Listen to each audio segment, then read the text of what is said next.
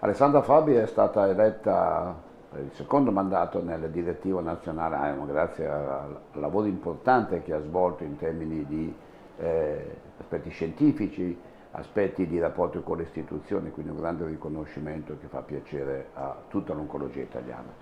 È anche la principale investigatrice di uno studio importante del triplo negativo.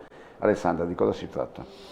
Si tratta di uno studio estremamente innovativo rivolto a donne con un tumore triplo negativo, che significa un tumore che non esprime i recettori ormonali, un tumore non ormonodipendente e con una non espressione di una proteina HER2 che identifica un sottotipo biologico aggressivo. Purtroppo rappresenta il 13% di tutti i tumori femminili.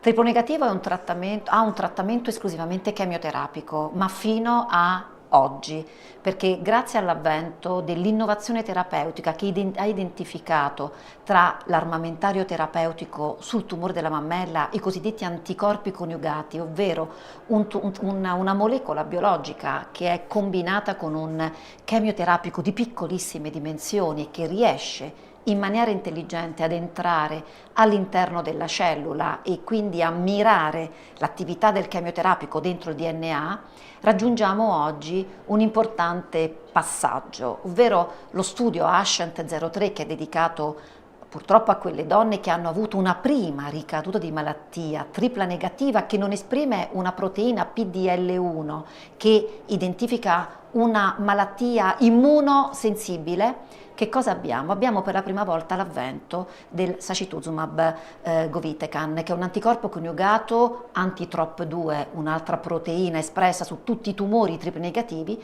dove a confronto con un trattamento standard che è rappresentato dalla chemioterapia raggiunge un impatto significativo in termini di progression free survival, ovvero di ritardo alla progressione.